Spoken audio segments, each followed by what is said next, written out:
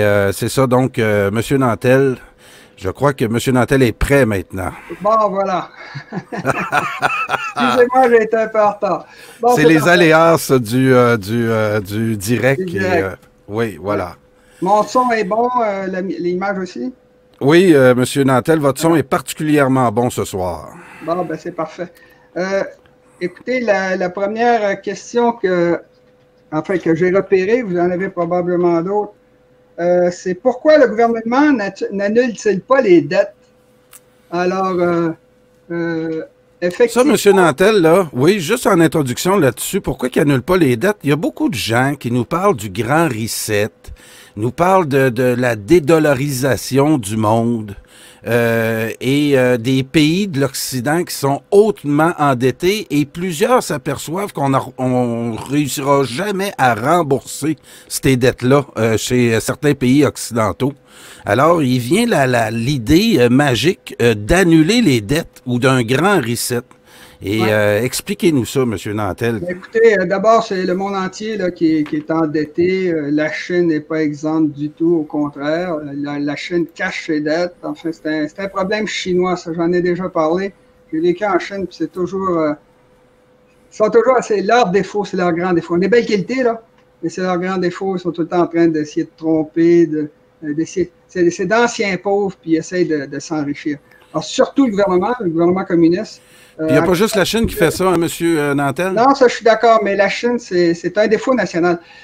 Ici, vous savez que la notion de vérité en histoire, c'est quelque chose de tout à fait occidental. Avant les Grecs, les gens, les Égyptiens, tout le monde, ils pensaient que c'était les dieux qui décidaient de l'histoire. Puis quand il avait mal lu l'histoire, il disait qu'il avait mal lu l'histoire si, par exemple, un pharaon se faisait tuer, puis qu'il y avait une nouvelle dynastie qui prenait le pouvoir. Ah, il réécrivait l'histoire. Il disait, c'est nous qui l'avons mal lu. Alors, bon, c'est l'Occident qui a commencé à dire qu'il y a de la vérité, il faut faire des recherches, bon, etc. Alors, en Chine, alors la Chine est aussi plus endetté même que l'Occident. Tout l'Occident est aujourd'hui endetté. L'Afrique est tellement endettée qu'à tous les 10 ans, on paye ses dettes. Tous les 10-15 ans à peu près, ça revient régulièrement. Il faut payer les dettes de l'Afrique. Puis évidemment, après, ils font d'autres dettes. Le Japon est hyper endetté. Enfin, j'en ai parlé dans d'autres émissions ici. Alors, c'est un problème mondial et moi, j'ai toujours dit que la crise qu'on vit présentement est d'origine environnementale. C'est-à-dire que quand ils font des dettes, ils essaient de compenser ce que la nature ne peut pas faire. Alors, s'il manque de pétrole, s'il manque de n'importe quoi, ben, ils disent peut-être que si on injectait de l'argent, les gens, ben, ils vont être capables de payer le pétrole. Et ça ne marche pas comme ça, là. On peut imprimer de l'argent, on ne peut pas imprimer du pétrole. Bon. Alors maintenant, l'idée d'annuler les dettes, quand vous annulez les dettes, qu'est-ce que c'est qu'une dette? C'est quelqu'un qui vous passe de l'argent avec ses économies. Alors, la personne prend ses propres économies, elle vous les passe, puis vous êtes censé lui payer des intérêts à cause du risque qu'elle prend. Puis si vous ne pouvez pas, ben vous faites faillite. Mais quand vous faites faillite, il y a quelqu'un qui perd ses économies. Si vous annulez les dettes, il y a quelqu'un qui perd ses économies. Puis ça, ben ça rentre dans le, le pot général de l'humanité, si on veut. Là, présentement, s'ils annulent les dettes, ça va faire des trous gigantesques un peu partout dans l'économie, puis vous allez avoir une crise. Là, les gouvernements sont pris dans le dilemme suivant. S'ils montent les taux d'intérêt, les gens ne peuvent pas payer leurs dettes, puis ils vont mettre toute leur maison, enfin tout ce qu'ils ont sur le marché, puis vous allez avoir une crise économique. Si par contre, ils baissent les taux d'intérêt, ben là, les gens vont continuer de dépenser comme des fous, puis vous allez avoir de l'hyperinflation, parce que si vous baissez les taux d'intérêt, ben tout le monde fait plus de dépenses, puis vous vous retrouvez avec une crise d'inflation, puis une crise économique. Autrement dit, dans les deux cas, ils sont coincés. Alors, vous ne pouvez pas éliminer les dettes comme ça. Ce n'est pas quelque chose qu'on annule d'un trait de crayon en pensant que ça n'a pas d'effet. Si c'était vrai qu'on peut faire ça, ben à ce moment-là, le gouvernement n'aurait qu'à envoyer $1 million à tous les citoyens, à chaque mois, puis les gens dépenseraient, puis l'économie fonctionnerait. Il y a une relation entre la consommation, la production et les ressources disponibles dans le monde. Et actuellement, ben, on est 8 milliards je l'ai déjà dit, qui veulent tous avoir le niveau de vie américain, et tout le monde avance aveuglément dans ce sens-là. Alors, on ne peut pas annuler les dettes comme ça. On peut annuler les dettes de l'Afrique, mais là, c'est l'Occident qui paie. Mais nos dettes, M. Nantel, pour connaître légèrement le sujet, on nous apprend que les banques ont été privatisées en France, au Canada, aux alentours de 1974, au début des années 70, que l'endettement des États était pas si anémique que ça, si on recule des années 60, même avant Maurice, avec l'arrivée de Jean Lesage, l'État québécois, entre autres, était à peine endetté. Et là, aujourd'hui, le Québec, les États, surtout en Occident, on est très endettés et on a des dettes envers quoi? Parce que souvent, on parle de la Banque centrale, la Banque fédérale américaine. Il y a des gros décideurs derrière ça. Qui est derrière l'argent mondial? Qui, en ce moment, a peur d'un basculement du monde qui fait, on le réalise, là, entre autres, la dédollarisation du monde, où les privilèges du dollar américain seront anéantis dans les prochains mois. Qui a peur en ce moment de tomber, là? Écoutez, moi, je voudrais, ceux qui ont le plus peur, c'est les gens riches qui sont connus. Il y avait un milliardaire aux États-Unis, il y a un journaliste qui l'avait abordé sur le trottoir, puis il avait dit, Monsieur, pourquoi vous donnez jamais d'interview? Parce que les gens ne vous connaissent pas. Ben, c'est pour ça que je ne donne pas d'interview. C'est pour pouvoir aller acheter du pain, aller prendre une bière dans le bar voisin sans avoir de problème. Quand les gens sont très connus, des gens comme Zuckerberg, Bill Gates, puis surtout quand les gens commencent à dire qu'ils complotent pour nuire, ces gens-là sont très en danger. Et quand une dictature, chose intéressante, l'homme le plus riche de Russie a été mis en prison par Vladimir Poutine. Alors, il voulait y montrer que, moi j'ai toujours dit qu'il y avait trois sources de pouvoir, trois principales sources de pouvoir. La première, c'est l'argent. La deuxième, c'est la violence. Puis la troisième, c'est une idée. Et le plus dangereux de tous, c'est une idée armée. Parce qu'à ce moment-là, les milliardaires ne peuvent rien faire. Hitler, quand il a pris le pouvoir, il détestait les Juifs, comme tout le monde semble le savoir. Alors, il a été voir la famille Rothschild qui vivait en Allemagne, ceux qui n'avaient pas pu se sauver. Puis il a dit, si vous voulez vous en sortir, si vous ne voulez pas qu'on vous tue, vous allez nous donner toute votre richesse en Allemagne. Puis là, ben, il savait exactement ce que c'était, il a fait son enquête. Puis les Rothschild, pour sauver leur vie, ils ont donné à Hitler tout ce qu'il possédait en Allemagne. Évidemment, c'est une famille multinationale, il y en a un peu partout dans le monde, alors ils se sont rattrapés depuis. Il paraît qu'ils voudraient, je pense, c'est 20 trillions de dollars. Mais parlons des Rothschild, parce que j'ai une vidéo que je vais vous montrer tantôt d'un haut placé en France qui parle de ça, des directives que Rothschild aurait données au gouvernement anglais ces dernières semaines, qu'il fallait absolument, là, je vais vous le passer la vidéo tantôt, c'est intéressant que vous me parliez des Rothschild, parce que quand on parle du basculement du monde, de la dédollarisation hein, c'est un énorme privilège qu'on avait donné aux États-Unis quand...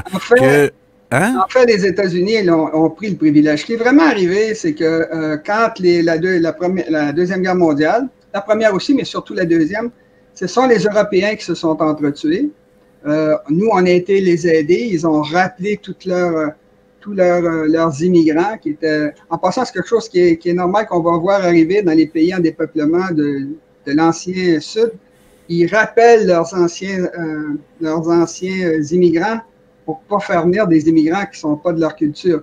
Alors moi, je m'attends à ce que les Chinatown dans le monde commencent à se vider à un moment donné parce que les Chinois font plus d'enfants.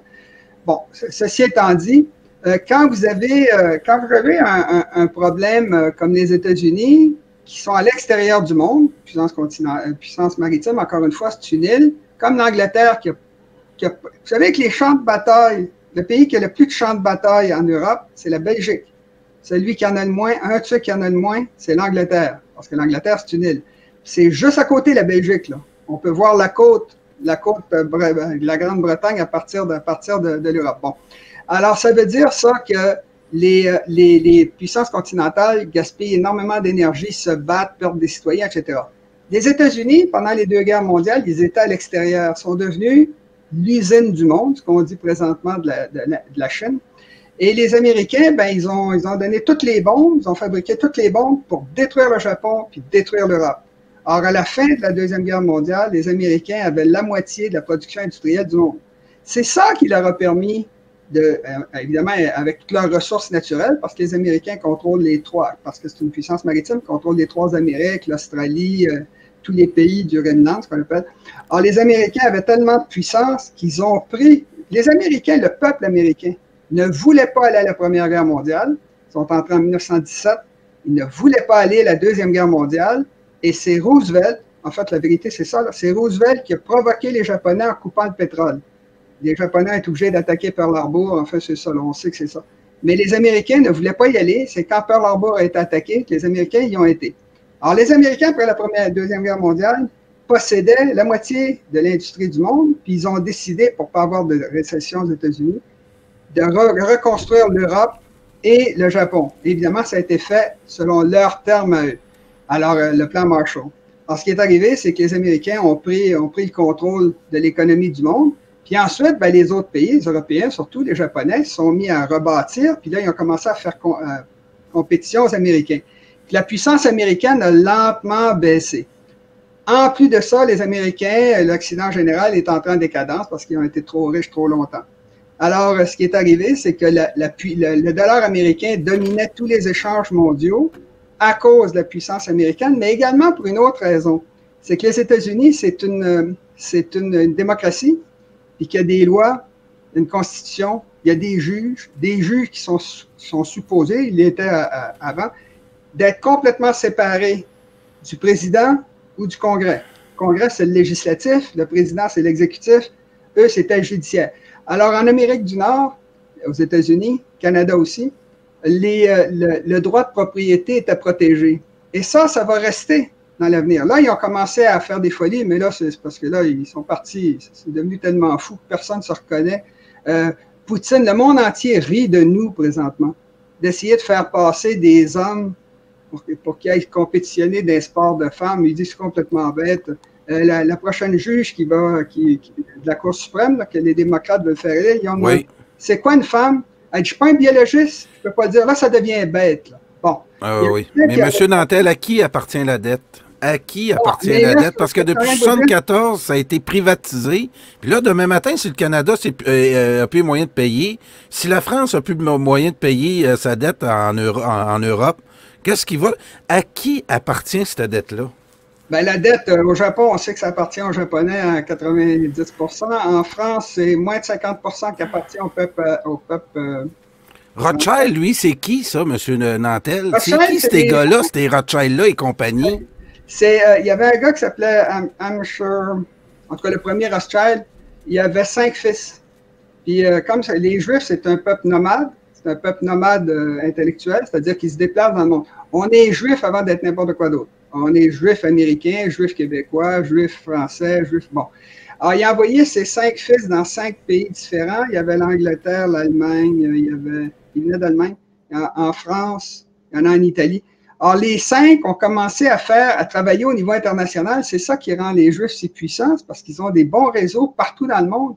Alors, ils peuvent déplacer l'argent, ils peuvent déplacer les idées.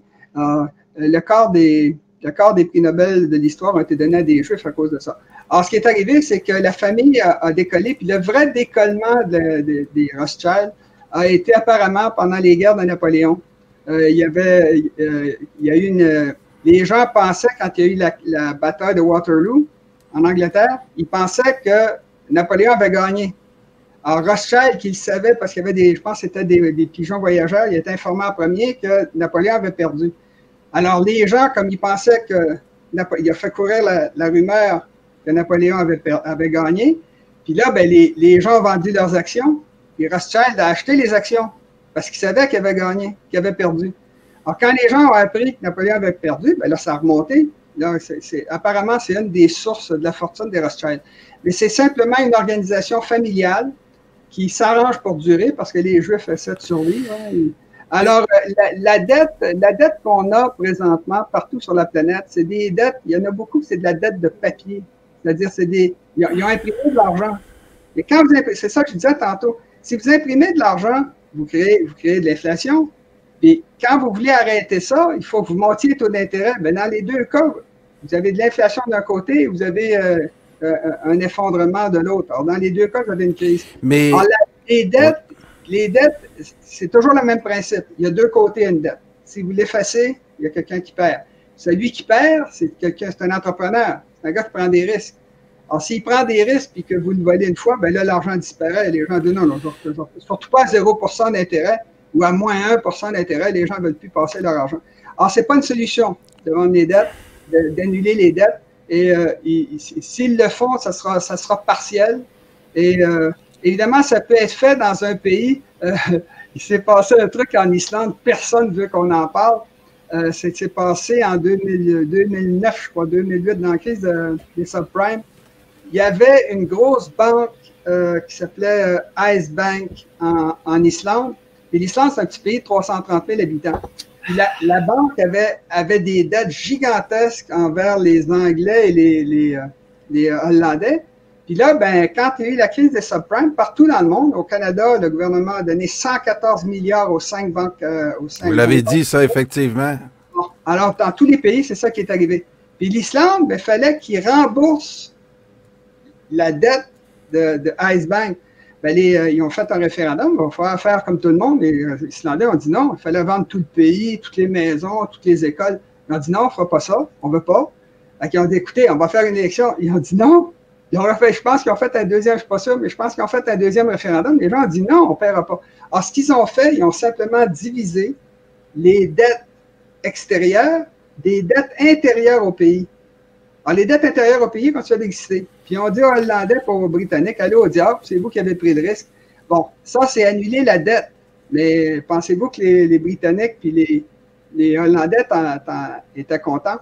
Maintenant, il s'est passé un autre truc intéressant, c'est que l'Islande, qui était très endettée au moment où ils ont fait ça, leur dette a tombé à ce qu'il y avait en Islande même. Alors, c'était pas élevé. Alors, les gens disaient, il n'y a jamais personne qui va accepter de leur passer. Non, ils n'ont eu aucun problème. Quelques mois plus tard, toutes les banques ont recommencé à passer à l'Islande parce que la raison pour laquelle l'Islande avait annulé ses dettes, avait joué ce tour-là aux Anglais et aux Hollandais, c'est parce qu'ils ne pouvaient pas payer. Alors, ceux qui voulaient passer de l'argent, ils ont dit, les Islandais ont toujours payé leurs dettes. C'est parce qu'ils ne pouvaient pas payer qu'ils ont fait ça. Alors, ils ont eu de nouveau des gens qui leur ont passé de l'argent. Mais l'argent s'est perdu en Hollande et en Grande-Bretagne. Alors, annuler les dettes, il y a toujours quelqu'un qui paie, puis dans le monde actuel, les dettes sont des dettes qui viennent de l'impression de l'argent. Ils ont imprimé de l'argent, puis les gens ont emprunté à 0% d'intérêt, mais c'est artificiel. L'environnement ne peut pas le supporter. Alors, ce n'est pas une solution d'annuler les dettes. Donc, puis vous m'avez, à nouveau, là, je veux juste finir sur les Rothschild parce que ça, c'est un nom qu'on entend beaucoup, comme Georges Soros. Et à un moment donné, les gens connaissent mal ces personnages-là et sont souvent aussi l'objet de toutes sortes de rumeurs. Et moi, je veux ce soir là juste faire comprendre aux gens que dans la communauté juive, il y a des gens qui ont un énorme pouvoir financier, dont les Rothschild. Qu'ils soient juifs, chinois, néerlandais, c'est pas là l'important. Moi, je veux vous dire, les Rothschild, dans ce qui est dans la nation juive, encore une fois, je connais mal ça, mais ça reste que c'est des gens très puissants avec un pouvoir financier qu'on doit pas amalgamer nécessairement avec le peuple juif. Ces gens-là ont des intérêts dans le monde de par leur pouvoir financier, tellement qu'il y a des empires dans le monde qui ont vu que vous nous avez noté l'histoire des Rothschild en Allemagne, qui ont à un moment donné été identifiés comme étant la source du problème allemand. Mais là, aujourd'hui, je vais vous le présenter tantôt au Journal du Soir, M. Nantel. C'est pas tout à fait près ça encore, mais on a des paroles des Rothschild des dernières semaines où là, ils s'opposent fermement aux opérations de Poutine, ce qui, la guerre qu'ils sont en train de perdre en Ukraine et la décadence de l'hégémonie américaine, de l'Empire américain, semble les inquiéter beaucoup, les Rothschild. Et écoutez, moi, ça m'a fait penser à une chose, c'est que à Radio Infocité, certains analystes nous disent qu'on est dans un basculement du monde où l'hégémonie anglo-saxonne américaine est en train de basculer, le privilège du dollar américain est en train de basculer et ceux aussi là qui vont perdre dans ce basculement-là, qui étaient très proches du pouvoir anglo-saxon, c'est des gens qui se nourrissent du pouvoir. Ils vont souvent s'associer aux plus puissants du monde.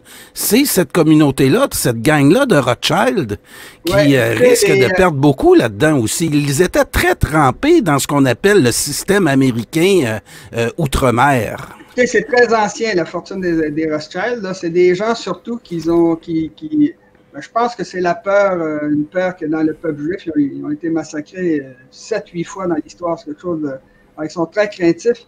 Alors, ils ont pas trop dégénéré, là, comme les riches d'habitude, comme les rois, là, qui foutaient plus rien, qui devenaient gros, puis qui étaient tout le temps sous, puis ils faisaient de la goutte, tout ça. Bon. Ah non, ils ont une discipline, hein? Ah oui. Une discipline, puis ça, c'est remarquable. D'ailleurs, 25%, je l'ai dit, 25% des prix Nobel, avoir un prix Nobel, c'est beaucoup de travail. C'est des gens qui travaillent très fort, là. Il ne faut pas se compter d'histoire, c'est ça la source de. Puis le fait également qu'ils ont des antennes partout dans le monde. Moi, j'appelle ça c'est des nomades intellectuels. Puis ça, c'est très fort. Je l'ai fait moi-même. Vous vous promenez dans un autre pays, vous dites pourquoi ils font ça? Regardons ça, c'est intelligent. Alors, regarde, c'est intelligent ce qu'ils font là. Dans ce domaine-là, ce qu'ils font au Brésil, c'est intelligent. Vous allez en Chine, alors, regardons ça, vous mettez des trucs qui viennent de partout. Puis vous mettez ça ensemble, et là, ça fait... Monsieur Nantel, ils ont la caractéristique d'un peuple maritime, d'un empire maritime. Pourtant, Israël est... comme je dis, c'est des nomades intellectuels, c'est-à-dire qu'ils se déplacent très peu, surtout depuis qu'on a des télécommunications, mais ils s'échangent énormément de... Puis quand je vous dis, ils sont plus près... Un juif, c'est un juif avant d'être un juif canadien. D'ailleurs, il a dit juif canadien, juif américain, juif français. Puis ils se déplacent d'un pays à l'autre quand ça devient dangereux. Ils ont foutu, Hitler en a tué beaucoup parce qu'il a envahi l'Europe, mais ils se dépêchent à se sauver. Freud, Einstein se sont sauvés de l'Allemagne, hein, ils n'étaient pas fous. Bon, alors, mais c'est les plus riches, évidemment, qui s'en sortent. Ce que je suis en train de dire, c'est que c'est des gens qui sont bien connectés, qui sont très intelligents, mais surtout qui sont bien organisés. Alors, les Rothschild, c'est ce que je disais tantôt, c'est étonnant parce que les gens ont l'impression que l'argent mène le monde. Comme j'ai dit tantôt, il y a deux choses qui sont plus fortes que l'argent, la violence et une idée. Le communisme, là, a balayé tout, puis vous pouviez avoir des trillions de dollars. Quand Lénine avait décidé que vous vous faisiez tuer avec votre femme et vos fils adultes. Bon, alors... l'argent donne l'impression, quand on a un système surtout démocratique, mais en Chine, là, ils ont mis le prince, encore une fois, même chose qu'en Russie, Jack Ma, qui était le plus grand milliardaire de Chine, l'ont mis en prison. Ils l'ont envoyé ramasser des patates pendant une couple de mois. Puis là, il a compris, il faut que je prenne mon trou parce que j'ai pas d'armée, puis bon. Alors, une idée armée, là, c'est ce qu'il y a de plus fort dans l'histoire de l'humanité. Puis on en a eu un paquet d'exemples au 20e siècle, le nazisme, le communisme, le maoïsme, etc. Alors, vous vouliez poser une question par rapport à ça? Oui, M. Nantel, j'ai deux questions des auditeurs en ce moment. La première, est-ce vrai que la Constitution canadienne est la seule qui peut annuler les dettes extérieures par la loi? Et j'ai une question de MC76 qui dit, ma question... Est-ce qu'on devrait sortir notre argent des banques avant le crash financier? Alors ça, je l'ai dit souvent, sortez vos banques, sortez votre argent des banques. Les 5 grandes banques canadiennes, les 5 plus grandes, sortez votre argent de là. Ils ont passé une loi au fédéral, je suis très sérieux, ça fait plusieurs années qu'ils ont fait ça, ça fait 7-8 ans que j'avertis les gens. Ils ont passé une loi qui dit qu'en cas de crise grave, il y en a une qui commence, les banques vont avoir le droit de modifier certains passifs en biens propres réglementaires. Qu'est-ce que vous avez compris là-dedans? Rien du tout. Mais ce que ça veut dire, c'est qu'ils ont le droit de saisir l'argent qu'il y a dans vos comptes. C'est très sérieux, c'est pas une blague, c'est ça qu'ils vont faire. Les banques, là, sont en très, très mauvaise posture sur la planète. Ils ont rempli leur bilan de ce qui s'appelle des produits dérivés. puis il y aurait des produits dérivés pour 3 fois le PIB de la planète. Alors, personne ne se retrouve là-dedans. C'est une affaire incroyable. La Deutsche Bank, qui est peut-être la plus grosse banque d'Allemagne, il y a beaucoup de banques en Allemagne, elle doit plus que le PIB de l'Allemagne. Alors, cette banque-là va sauter. C'est inévitable. Il y en a beaucoup qui parlent de ça aussi. C'est ça. Alors, les banques, le gouvernement ne laissera pas les banques sauter. Ce que le gouvernement va faire, parce que la dernière fois, en 2008, je l'ai dit tantôt, 114 milliards donnés aux banques canadiennes, aux 5 grandes banques canadiennes.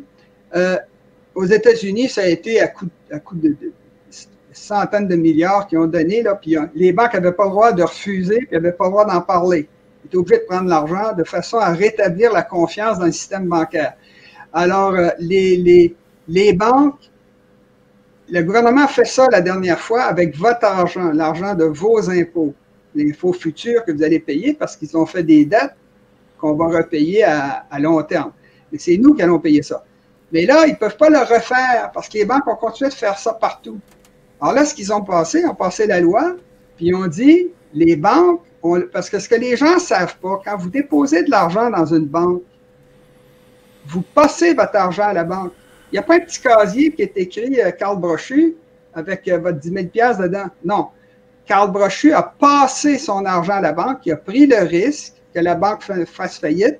C'est ça qui est dans la loi. C'est ça que ça dit, la loi.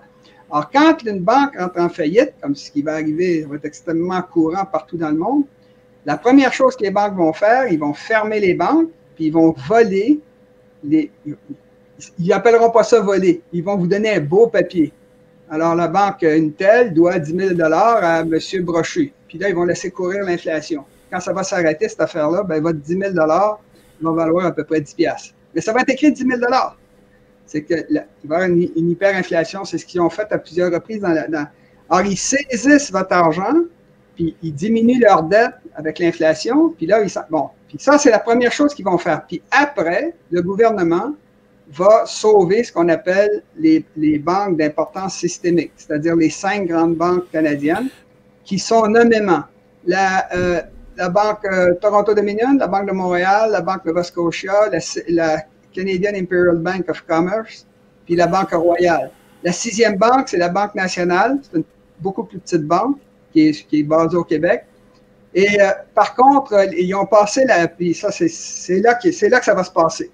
Alors, sortez votre argent des banques. Enfin, OK, je vais le dire comme ça. Sortez tout l'argent de votre compte bancaire, sauf la partie qui vous sert à payer le compte d'électricité, puis bon, que vous puissiez continuer de travailler comme vous le faites présentement. Mais toutes vos réserves d'argent, sortez ça des banques. C'est pareil aux États-Unis, partout. Sortez votre argent des banques et mettez-le là où le gouvernement, où les banquiers, où les fraudeurs ne peuvent pas vous atteindre. Je pense par exemple au Bitcoin, là, qui a baissé de... Saviez-vous que le fonds de réserve le régime des rentes du Québec, ils ont investi 750 millions dans le Bitcoin. Oui. Ils ont perdu 2 tiers à peu près. Bon. Alors, il faut que vous mettiez votre argent loin des mains des banquiers, des gouvernements et des fraudeurs. Et, ça va être difficile, ça, M. Nantel? Vous pouvez le faire au moins avec les caisses populaires. Vous savez que les caisses populaires, la compagnie de cotation mondiale Bloomberg, il y a longtemps, avait dit que c'était la 2e meilleure banque du monde, la mieux organisée en cas de crise. Il disait mieux capitalisée, je crois.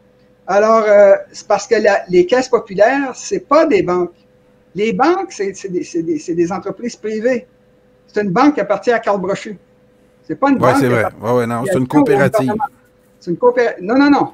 Non? Là, les caisses populaires, c'est une coopérative. Oui. Les banques, c'est quelque chose de privé. C'est comme Ford. Ah oui. La caisse populaire, c'est à vous. Quand ils font des profits, ils vous envoient des ristournes, puis vous avez le droit de vote. Puis ils ont très peur, les gens ne savent pas ça, ils ont très peur des votes de la population. Si la population s'en va aux assemblées générales puis vote, ils peuvent débarquer le président, puis ils peuvent foutre le bordel là-dedans. Alors, quand mon père était là-dedans, puis il était un des notables qui donnait le oui, parce que c'était bien géré.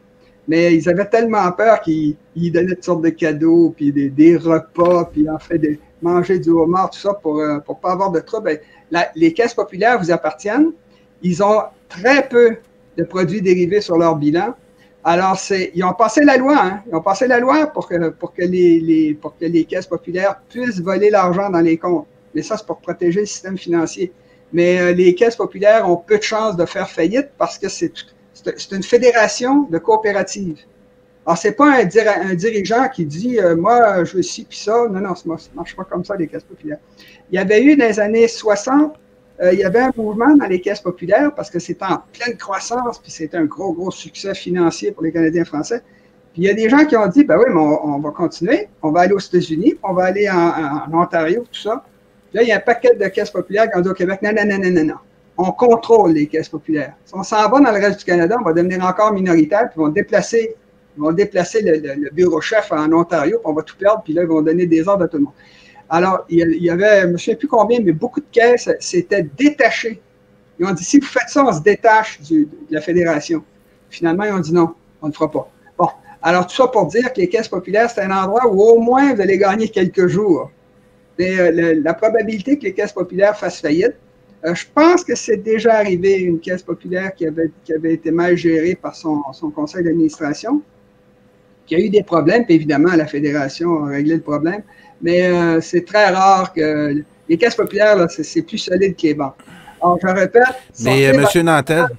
C'est très urgent. Puis surtout, pas surtout, mais également, ne laissez pas d'argent, de l'or, de l'argent, du platine dans les casiers, les coffrets de sûreté des banques. Parce que quand la banque est fermée, vous n'avez plus accès. Mais par contre, il y a des coffrets de sûreté dans le monde privé. On dit que la Brinks en loue. Il y a des entreprises qui en louent. Puis ça, s'ils bloquent l'entrée des banques, parce que tout le monde se garoche pour aller chercher son argent, ça s'appelle un bank run. Bien là, quand ça se passe, un bank run, ils ferment toutes les banques. Puis là, bien, vous n'avez pas accès aux 100 000 que vous avez mis dans votre 10 000 que vous avez mis dans votre coffret de sûreté. Mais il y a des coffrets de sûreté privés.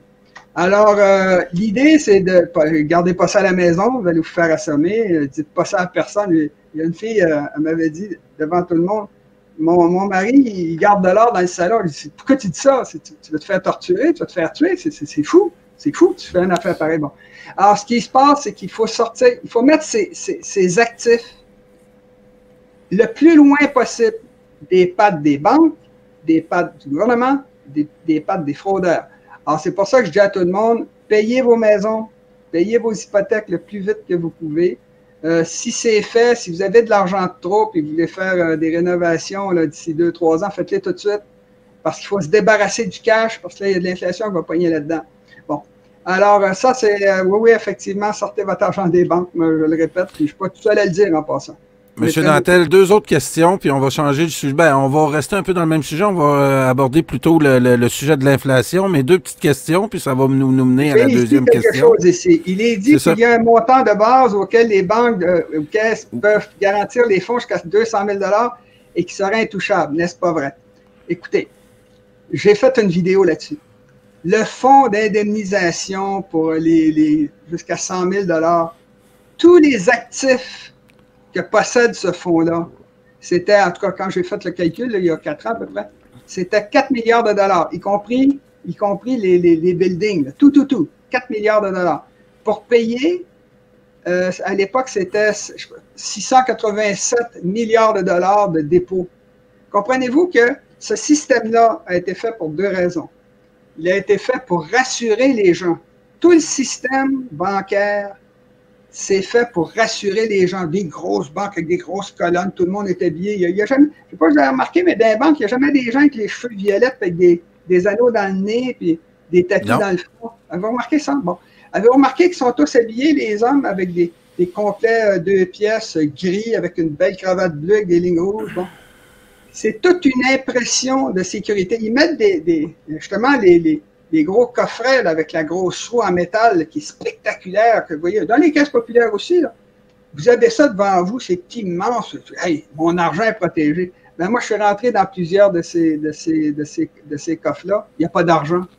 Ils font venir 10 000 chaque jour ou chaque 2 jours, je ne sais pas quand, là, Ils ont à peu près 10 000 pour des petites transactions des gens là, qui veulent avoir 1000 pièces pour rembourser son beau-frère, des affaires de même. Bon. Alors, dans les grosses, avec la grosse roue, là, ça, c'est juste pour rassurer les gens. Quand vous rentrez et qu'il y a 2 gardes de sécurité à la porte, d'habitude, il y en met un, mais il peut y en avoir 2. Il y a un gars qui a dit, si un gars rentre avec un fusil, il met ça en dessous du nez des 2 gardiens, au lieu d'avoir 2 mains en l'air, il va avoir 4 mains en l'air. C'est juste pour rassurer les gens. Évidemment que le gars, il fait un peu de grabuge là, dans les rangs, mais on parle de s'occuper des gens nets. Là. Les banquiers, ils ont tout le temps des bureaux centraux. Allez voir le bureau de la Banque de Montréal, à côté de la cathédrale Notre-Dame. Des grosses colonnes, c'est impressionnant. Ils sont riches, ils sont forts, c'est solide, mon argent.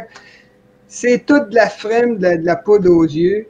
Tout le langage qu'ils utilisent dans le monde banquier, dans le monde de la banque, c'est tout empoudé, vous ne comprenez rien. J'en ai donné un exemple tantôt. En cas de crise grave, les banques d'importance systémique pourront transformer certains passifs en biens propres réglementaires. C'est de la dynamite, vous n'avez rien compris de ce que je viens de dire. C'est ce que je disais tantôt, qu'ils vont avoir le droit de fouiller dans vos comptes. Les gens, Henry Ford, le gars qui a fondé la compagnie Ford, des voitures, il a dit, si la population savait comment fonctionnent les banques, il y aurait une révolution demain matin. Les gens ne savent pas, par exemple, on ne s'éparpillera pas là-dedans, mais c'est tellement intéressant, ce phénomène-là. Les gens ne savent pas, il y a des banquiers qui l'ignorent. Je suis très sérieux là-dedans. Là. Il y a des gars qui m'ont dit, arrête de dire ça, Nantel, tu dis des conneries. Les gens ont dans la tête que dans une banque, la banque de coin de rue, là, vous avez besoin de 200 000 $ pour acheter une maison. Alors moi, Jean-Jacques Nantel, si je suis riche, je dépose 200 000 $ dans la banque, puis vous, Carl Brochu, vous venez emprunter mon 200 000 $ pour acheter votre maison. Alors moi, je fais 3 % d'intérêt, vous en payez 5, puis la banque prend 2 % pour son administration. C'est ça que vous avez dans la tête. Eh bien, c'est pas ça du tout. Les banques, quand vous rentrez dans la banque, le 200 000 $ qui vous passe, il n'existe pas. Il n'existe pas. Quand vous vous asseyez devant le monsieur, le gars, il prend 2 papiers. Vous avez besoin de 200 000 $, M. Brochu, pas de problème. Il prend 2 papiers. Sur le premier papier, il met « Carl Brochu doit 200 000 $ à la banque ». Deuxième papier, il met « La banque doit 200 000 $. Point. Elle doit 200 000 $ à personne. Elle vient de créer, ça s'appelle la création monétaire. Elle vient de créer toute pièce 200 000 $ qu'elle vous passe. Vous donnez ça au gars qui a fabriqué votre maison, puis il donne ça au plombier, au gars qui pose du J-Proc. Puis l'argent. Là, ça met de l'argent en circulation. Voilà, il y a 200 000 $ qui viennent d'entrer dans le système. La banque ne doit pas cet argent-là à personne. Elle l'a créé à partir de l'air. On dit out of thin air en anglais. Alors, ce qui est génial, c'est que vous allez payer 5 % à la banque sur un 200 000 $ qui n'existait pas quand vous êtes entré dans la banque. On va se faire payer ça pendant des années, puis à mesure que vous allez payer votre capital plus les intérêts, les 2 comptes, ça c'est la destruction monétaire, les 2 comptes reviennent à zéro, c'est fini. Puis là, il y a un autre gars qui rentre dans la banque, j'ai besoin de 500 000 $ puis il recommence. Alors, les banques, c'est complètement fou. Ils ont toutes sortes de droits bizarres. Comme j'ai parlé de ça à plusieurs banquiers. Vous allez dans un coffret de sûreté. Vous allez en passant dans les gros coffres-forts avec la roulette, c'est quasiment rien que des coffrets de sûreté. Il y a une petite réserve, puis je suis même pas sûr que c'est là-dedans pour les dépenses quotidiennes, ce que je disais là. Mais essentiellement, je n'ai pas vu cet argent-là. Ce que moi, j'ai vu, c'est des coffrets de sûreté. Je suis rentré dans 3. Il y a des coffrets de sûreté, il n'y a rien d'autre que ça. Puis il y a une petite salle où vous pouvez aller cacher. Vous savez, les gars, on voit ça dans les films, ils viennent chercher leur argent, puis leur revolver, tout ça. Bon. Alors, c'est comme ça que ça fonctionne. Quand vous allez dans votre coffret de sûreté, vous avez une clé. Ils vous ont donné une clé, parce que vous payez pour le coffret de sûreté. Puis eux, ils en ont une. Alors, la fille, elle met sa clé dans la bebelle, elle l'ouvre, puis vous arrivez, vous ouvrez. C'est vous qui avez droit à entrer dans votre coffret de sûreté. Puis moi, j'ai dit à la fille, mais comment se fait-il que les 2000 coffrets de sûreté qui sont ici, il n'y en a pas un seul qui est défoncé? Qu'est-ce que tu veux dire par là? J'ai dit, si le gars, il perd ses clés, le gars qui possède le coffret de sûreté, il perd ses clés, est-ce que vous arrivez avec une masse puis vous brisez le coffret de sûreté pour pouvoir récupérer le coffret de sûreté? Il n'y en a pas un qui est brisé, ça arrive. C'est donc, vous avez une 3e clé. Vous comprenez qu'il y a quelque chose Bien là? sûr, oui. Il y a une fraude, il y a quelque chose qui ne va pas. En tout cas, c'est une fraude intellectuelle au moins. c'est que c'est sûr que probablement que c'est pas dans la banque, c'est sûr que ça doit être caché dans la banque centrale. Mais le maudit coffret de sûreté, ils détruisent pas. Hey, ça vaut cher, tout ça. Puis en de ça, ils sont tout prêts en pain. Hein? Il y en a oui, deux. oui. Alors, c'est évidemment qu'ils font pas. J'ai dit à la fille, est où la troisième clé? Est-ce que tu veux dire par là? Non, non, il y en a juste deux. Ben voyons. Si je perds ma clé, vous l'ouvrez comment? Bon. Fait que à un moment donné, il faut arrêter de rire du monde. Les banques, tout est organisé pour tromper. Il y a une chose qui est importante. Ça a été découvert, ça. La raison pour laquelle les banques fonctionnent comme ça, c'est quelque chose qui s'est passé au Moyen-Âge. C'est que ça s'est passé au Moyen-Âge. C'est que les banquiers, ça vient de banc. Ça vient d'un ghetto qu'il y avait à Ghetto. Ça s'appelait Ghetto. C'est un quartier de Venise qui s'appelait Ghetto. Puis les banquiers s'assoyaient sur les bancs. Alors, les gens venaient voir le banquier parce qu'il avait besoin d'argent. L'Église catholique interdisait de passer de l'argent à intérêt. Alors, il y en a qui le faisaient, mais c'était contre l'Église catholique. Alors, c'est pour ça que les Juifs ont été si impliqués dans les banques, c'est qu'eux, ils n'étaient pas catholiques. Puis évidemment, comme ils passaient de l'argent, puis ils devaient beaucoup d'argent les rois leur devaient beaucoup d'argent, ben, une des façons de se débarrasser de la dette, c'était de tuer les Juifs. Bon, alors les Juifs étaient toujours en danger, c'était toujours un problème. Alors, des fois, ils effaçaient la dette du roi pour sauver sa vie. Puis il y a une banque, c'était pas des Juifs, les Fugger, en Allemagne, ils ont aidé à l'élection de Charles Quint comme empereur d'Allemagne. Puis Charles Quint, à un moment donné, il y a quelqu'un qui a dit, si vous devez 10 000 $ à la banque, vous avez un problème. Si vous devez 10 milliards de dollars à une banque, c'est la banque qui a le problème. Voilà. Parce que vous ne payez pas à saute. Bon. Alors, c'est ce qui est arrivé à la Banque Fugger. Ils ont passé tellement d'argent qu'à un moment donné, ben, il a fallu qu'ils décident est-ce que j'en passe un peu plus, puis je perds ce que j'ai mis, ou je prends le risque. Ils ont pris le risque, puis la banque a sauté. Bon.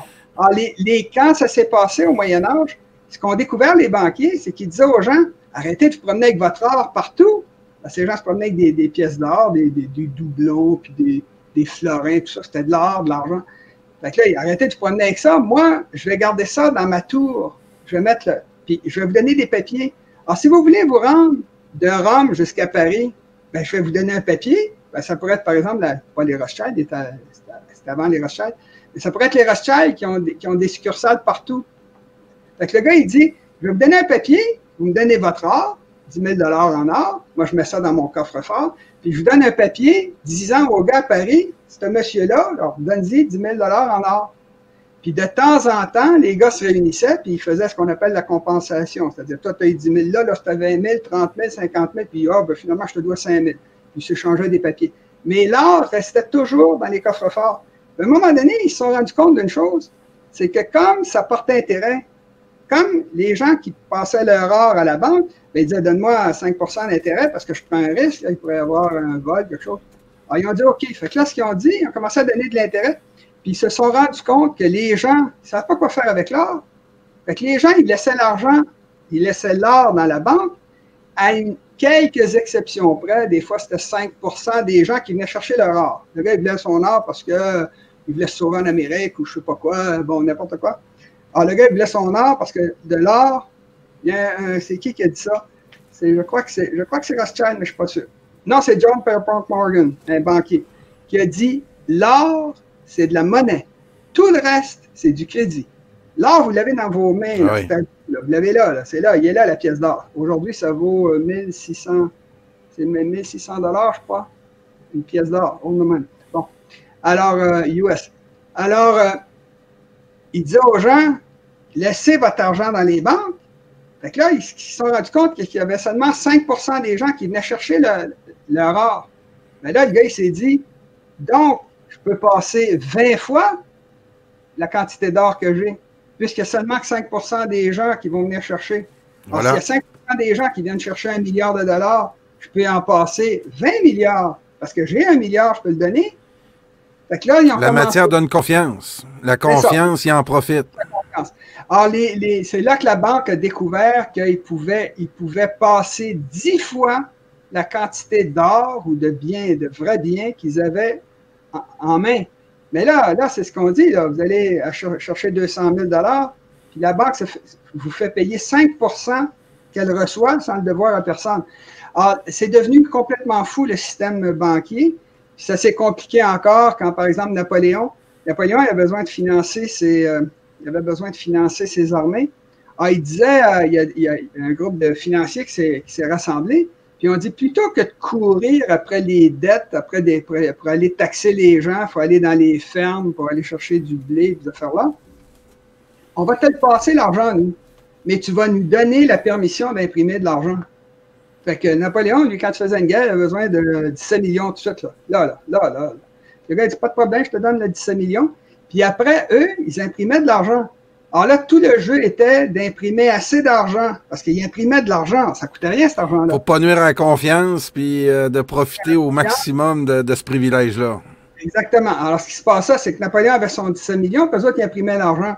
Alors, il y en a un, je ne me souviens plus c'est qui a dit ça, un banquier célèbre, là, ça ne me revient pas, là, mais il a dit, j'ai pas besoin de savoir, si vous me donnez le pouvoir d'imprimer l'argent d'un pays, j'ai pas besoin de savoir qui c'est qui est au pouvoir. J'ai pas à craindre celui qui est au pouvoir. Parce que c'est moi qui il faut qu'il fasse fonctionner son État. Puis quand un gouvernement, quand un groupe financier décide de casser les reins d'un petit pays, il ne peut pas faire ça aux États-Unis, alors ils peuvent facilement, en disant, ben là, on va vous resserrer. C'est ça qu'ils ont fait à la Grèce en 2014. Monsieur, oui. Bon, fait que ce que j'explique, c'est que les banques, c'est un système qui est tout basé sur le crédit, Crédit vient du même mot que credo, qui veut dire je crois. En anglais, ils disent fiat money. Le papier, le 20 $ en papier que vous avez dans vos poches, c'est du papier. Voilà. C'est du papier. Il y a des gens qui achètent, on appelle ça de l'or en papier. Ils achètent un beau document sur lequel c'est écrit, si vous voulez avoir, je vais vous vendre 20 onces d'or. Donc la personne, elle paye 20 onces d'or, ça fait 20 fois 1600 $. C'est ce que j'ai dit. Il me semble que c'est 1600, en tout cas, c'est pas grave. Fait dit, vous allez me payer 20 fois 1600 $. Qui donne, puis là, il envoie un beau papier, puis ils disent, j'ai dans mes réserves 20 onces d'or. Si vous en avez besoin, venez me voir, je vais vous les redonner. C'est tout. On va simplement faire. Bon. Et les gens, c'est la même chose. Ils ne vont pas chercher leur or. Fait qu'on il y a une évaluation, bon, ça varie. Mais il y a c'est certain, ça. Il y aurait entre 200 et 500 fois plus d'or en papier dans le monde qu'il y a d'or véritable. Oui, vous aviez déjà soulevé la question là-dessus, M. Nantel, puis je pense que aussi la confiance du dollar américain est venue aussi de sa puissance militaire. Hein? Il y a ça aussi dans le monde qui fait que on a l'impression qu'on est au bout d'une logique. Les Américains, avec les Anglo-Saxons et le système bancaire qui est mené par toutes sortes de groupes, sont au bout d'une logique. J'ai l'impression, M. Nantel, que... J'ai dit quelque chose tantôt. J'ai pas fini. Le groupe privé qui a dit à Napoléon, là, on va te donner l'argent pour tes guerres, puis tu nous laisses imprimer de l'argent. C'était la banque, ça s'est appelé la Banque de France. C'est encore comme ça. La Banque de France, c'est encore pour tromper. C'est donner l'impression aux gens que c'est une banque gouvernementale qui appartient au gouvernement français. C'est faux, c'est une banque privée. Aux États-Unis, la Fed, ça s'appelle Federal Reserve US. Il n'y a rien de fédéral là-dedans, c'est privé aussi, hein? C'est ça? C'est privé, puis c'est pas américain, ça pourrait être ailleurs. C'est pas fédéral du tout. Alors, c'est pas une réserve, il y a très peu d'or là-dedans. Il y en a. En passant, l'or qu'il y a aux États-Unis. Donc, on a volé au peuple, M. Nantel, le privilège de gérer cette création de monnaie-là. Parce qu'au bout de la ligne, ça devrait servir au peuple. Ce privilège-là qu'on donne à l'État de produire de l'argent et la confiance qu'on donne à l'État, elle n'existe plus, ou en tout cas, elle est fortement érodée en Occident en ce moment. Attention, le système est au bout de la corde, là. C'est des entreprises privées qui impriment l'argent. Voilà. La Réserve fédérale américaine, c'est une entreprise privée. Mais M. Nantel, il semblerait, parce qu'effectivement, les GAFAM aujourd'hui qui ont acheté notre opinion publique à forte teneur américaine et... je vous dirais pas qui possède Facebook. Donc, il y a ces gens-là possèdent des privilèges et monétaires. Ça fait longtemps. Et je regarde la réaction de l'Afrique en ce moment avec la guerre en Ukraine. Je regarde d'autres peuples qui ont vécu en marge de ces privilèges occidentaux-là. Et je me dis, puis tout ce que vous venez de m'expliquer là sur le fonctionnement de l'argent qui est souvent très mal compris, qui moi le premier aussi, on peut pas passer des heures à essayer de comprendre toutes les fling-flang qui se passent actuellement dans ce monde-là. Donc on laisse entre les mains de l'État. Et là, ce que vous me dites, c'est que l'État s'est fait acheter par le privé. Oui, mais ça fait très longtemps que c'est le système bancaire. Hein? En passant, le système a bien servi. Ceci étant dit, deux choses à dire sur la puissance. La puissance, ça se mérite. Alors, le Japon était complètement écrasé en 1945. Ils se sont remontés en travaillant comme des fous. Ils dormaient à l'usine quand il y avait des mauvais temps, etc. La Chine est en train de faire pareil. Les États-Unis ont fait pareil. L'Allemagne, bon. Les révolutions, les transferts de puissance, c'est dû au travail. Puis quand vous avez le travail, il y a des exceptions, mais en fait, ce n'en sont pas. On parle par exemple aux pays arabes de la péninsule arabique qui sont assis sur du pétrole. Ils font venir des Occidentaux pour sortir le pétrole. Ils font venir des étrangers pour laver les maisons, puis eux ne travaillent pas. Ben ça va durer tant qu'il y a du pétrole. C'est parce que le pétrole est essentiel. Mais les matières premières en tant que telles n'ont pas de valeur. La loi la plus importante de toute l'économie, c'est pas l'offre et la demande ou c'est la loi de substitution. Quand comme le pétrole devient trop cher, trop embêtant pour toutes sortes de raisons, les êtres humains cherchent une façon de s'en passer ou de la remplacer. Et dans l'histoire, ça s'est fait continuellement. Et il y a une mine de niobium, qui est un dépôt de niobium qui est à Oka, pas loin de Montréal. Ben, on ne sait pas quoi en faire. Si vous trouvez que si vous pouvez trouver une façon de prendre du niobium, mettre ça dans une voiture, puis ça va faire 1000 km, on va devenir milliardaire. Parce qu'il y a un dépôt, on ne sait pas quoi en faire, on n'a pas découvert. Ben là, je pense qu'ils s'en servent un peu là, dans les terres rares. Mais c'est la créativité humaine, le travail qui donne de la puissance. Deuxième chose, un gars comme Elon Musk, qui a inventé la voiture électrique, qui a inventé les fusées qui se posent sur le sol, qui a inventé PayPal, en fait, toutes sortes de trucs comme ça. Il travaille continuellement, ce gars-là. Les gens disent, bah oui, mais c'est injuste qu'il possède 250 milliards de dollars. Je pense que ça a baissé à 200, ça a baissé, Tesla. Oui, c'est vrai que c'est injuste. Il ne dépensera jamais ce 20 trillions de dollars-là.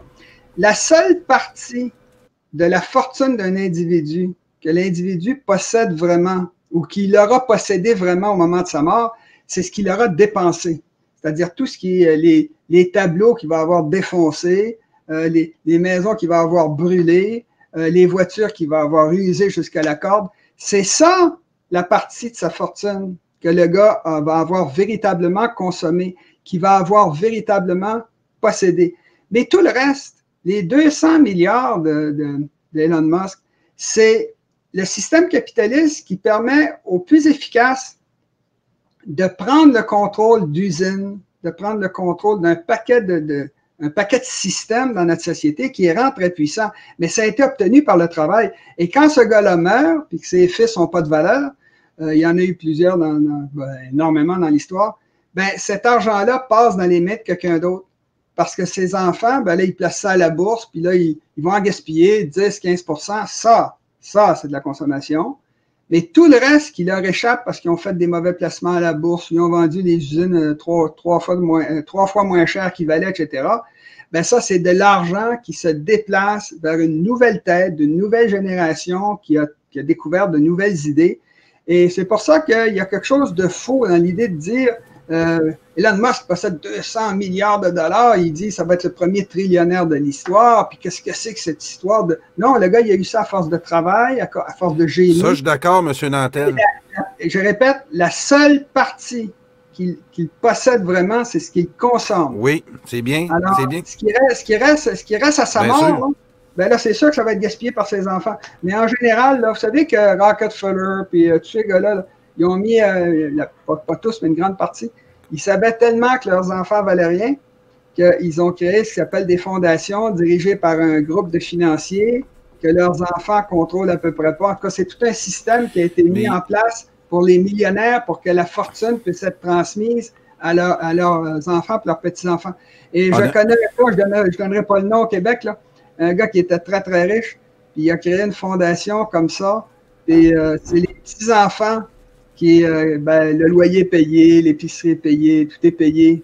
Mais moi, je vous dis, là, c'est pas bon. C'est pas bon pour on a une belle expression au Québec qui dit le coffre-fort ne suit pas le corbillard. Non, non, je ne dis pas, surtout pas. Mais ce qui est important de comprendre, c'est que la puissance vient du travail. Le cas des Arabes, c'est un cas exceptionnel. Les matières premières, tous les pays qui vendent des matières premières dans le monde, c'est des pays pauvres, c'est des pays qui sont pauvres, à moins de pétrole.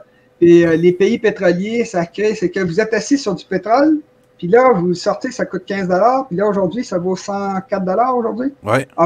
115 $, 79 $ qui vous arrivent dans les poches à chaque baril que vous vendez, vous êtes mort de rire. Hey, Dieu est avec nous. Hein. Allah. Oui, dans ce temps-là. Quand le pétrole disparaît, ben là, curieusement, Allah n'est plus là. Le bon Dieu n'est plus là. Bon.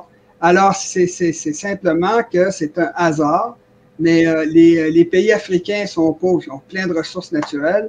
Ça ne sert pas à grand-chose. Le contre-exemple le plus frappant, c'est le Japon. Au Japon, la seule chose qu'ils ont en quantité suffisante, c'est pour faire du ciment. Tout le reste est importé. C'est un pays riche. C'est un pays riche parce que les gens travaillent fort. Alors, voilà. La puissance vient du travail. Et la puissance du dollar américain, là, on va ajouter la position géographique. Parce que la puissance continentale, encore, c'est toujours la même affaire. Voilà. C'est que là, c'est comme être assis sur du pétrole. Vous êtes assis sur une île, la Grande-Bretagne, ben là, les autres se battent sur le continent, vous ne perdez pas vos armes. Vous savez qu'à la bataille de Waterloo, l'armée anglaise qui a vaincu l'armée française, l'armée anglaise comptait seulement 18% de soldats britanniques. Tous les autres, c'était des Français, des Belges, des Allemands, n'importe qui faisait tuer ça, puis c'était des victoires anglaises. C'est la victoire de Waterloo, la grande victoire anglaise. Bon, ça a été pareil avec Marlborough, etc. Alors, quand vous avez la chance de naître à un endroit favorisé, sur du pétrole, sur un continent isolé, comme le Québec en Amérique du Nord, qui devrait s'en tirer relativement bien dans la crise qui s'en vient, bien là, vous profitez d'un scandale géologique ou un scandale géographique. Vous profitez de ça. Ben, pourquoi pas en profiter si c'est à vous. Puis les gens possèdent vraiment leur pays. Mais le plus important à comprendre, c'est que l'idée que les milliardaires, l'homme aux écus, là, dont parlait Karl Marx, l'homme aux écus qui vole les gens, puis qui exploite, puis qui vole les travailleurs. Non, le gars, il essaye. Évidemment qu'il vole. Il vole. Il y a 4 façons de faire de l'argent. Travailler, inventer, voler ou échanger. Et voler, c'est dans les cartes de tous ceux qui sont très riches parce qu'ils le font parce qu'ils le peuvent. Voilà. Monsieur Nantel, on va passer à la deuxième question concernant l'inflation. Jean-Marc, si tu veux afficher la... Oh, je crois que Jean-Marc est en train de faire un petit dodo, mais on... C'est pas grave. Donc, la deuxième question, Monsieur Nantel, concernant l'inflation. Je vous laisse développer. Ah oui, vous m'en avez parlé de ça. Oui. Est-ce qu'un individu peut profiter de l'inflation, de l'hyperinflation, la crise qui commence? Oui, oui. S'il a quelque chose à vendre qui va être très en demande pendant la crise. Alors, par exemple, les médecins n'ont jamais de problème quand il y a des crises parce que les gens sont malades. Et si les hôpitaux sont bondés, ben, les gars, ils travaillent après son chiffre de 8 heures, il va travailler 2-3 heures, il ne fait plus d'argent pendant ces 8 heures. Bon. Ça, c'est si vous avez du savoir qui est utile, électricien, plombier, des trucs là, près des gens, là, réparer les voitures, parce que les voitures vont avoir 25 ans, vous faire le même. Alors ça, les gens ont quelque chose à vendre. Si vous avez de l'or, bien sûr, les gens ont caché de l'or, ben oui, mais si vous êtes assez riche, moi je vis dans un studio, mais quand les gens vivent dans une maison comme on voit à Westmount, ben si la maison est payée, le gars, il a quelque chose à vendre. Si vous avez de l'or, si vous avez de l'argent liquide c'est très dangereux dans une crise parce que vous avez souvent de l'hyperinflation. Mais il y a un phénomène avec l'hyperinflation, c'est que quand l'hyperinflation s'y met, les gens ne peuvent plus acheter les choses. Puis là, ils se retrouvent à un moment donné avec trop de choses sur le marché. Puis là, vous avez ce qu'on appelle de la déflation. C'est-à-dire que les gens essaient de s'en débarrasser. Alors, pendant la crise pour manger, alors, pendant la crise de 29, il y a des photos de ça. Il y a un gars qui est habillé là, comme avec son vêtement 3 pièces. Là. Puis il dit, il y a une pancarte devant lui, il y a une voiture, une Model T derrière lui. Ça se vendait 750 $. Les gars, ils mettaient 100 $ et vous avez cette voiture. Parce que le gars, il voulait de l'argent pour manger. Là. Ça faisait 3 mois sa voiture, ça ne sert à rien, il ne peut pas aller travailler. Donc, la voiture qui avait payé 750 mettons qu'elle valait 500 parce qu'il y avait eu un peu de détérioration, mais le gars était prêt à la laisser partir pour 100 $. Alors, quand vous avez du cash à la fin d'une crise, même si le cash disparaît, si vous avez encore du cash au moment de la déflation, là, vous faites des achats fantastiques. Puis moi, j'ai eu des patrons qui m'ont dit, mes meilleures affaires, je les ai faites pendant les crises.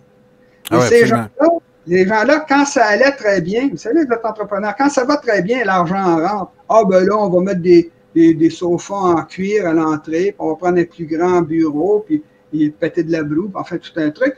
Ben là, vous gaspillez des réserves dont vous allez avoir besoin quand il va y avoir une crise.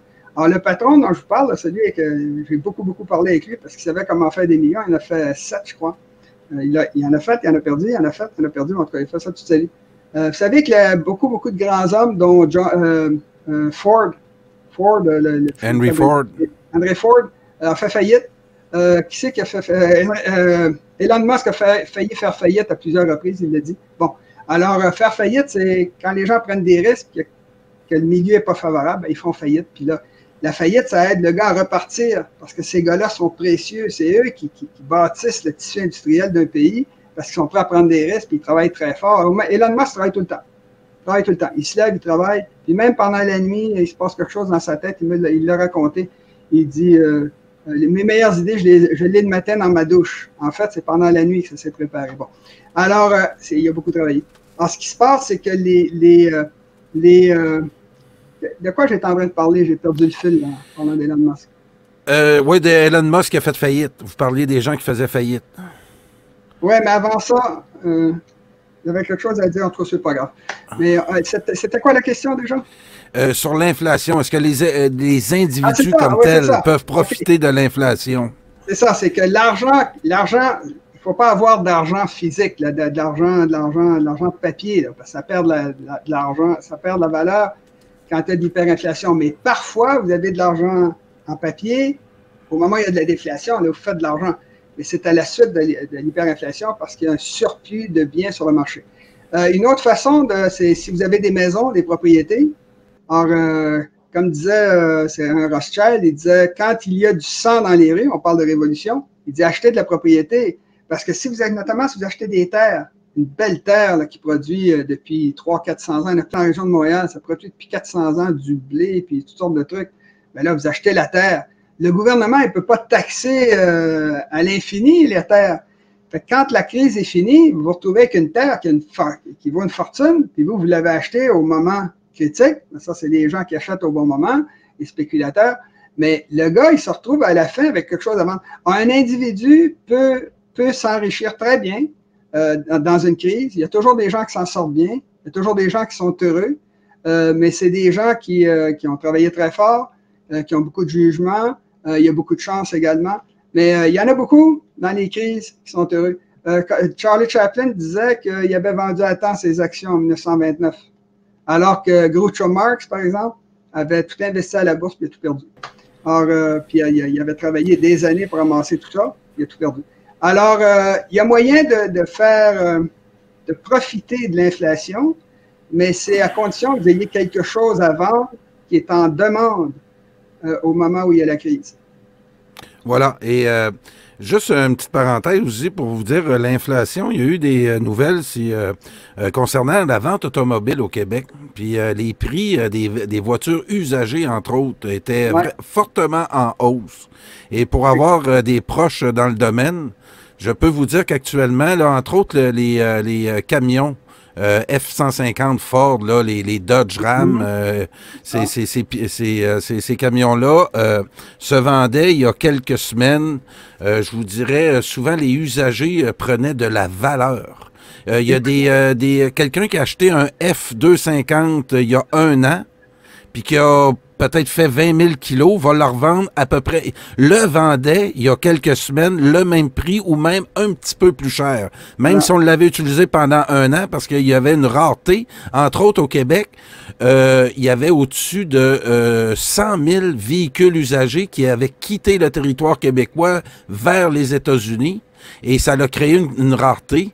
Et pour avoir des proches dans le domaine de la vente de voitures usagées, cette vague-là est passée maintenant. Je peux vous dire que là, il y a des signes que l'inflation, comme vous disiez, des fois, il peut y avoir déflation aussi quand les gens, à un moment donné, il n'y a plus d'argent dans le système.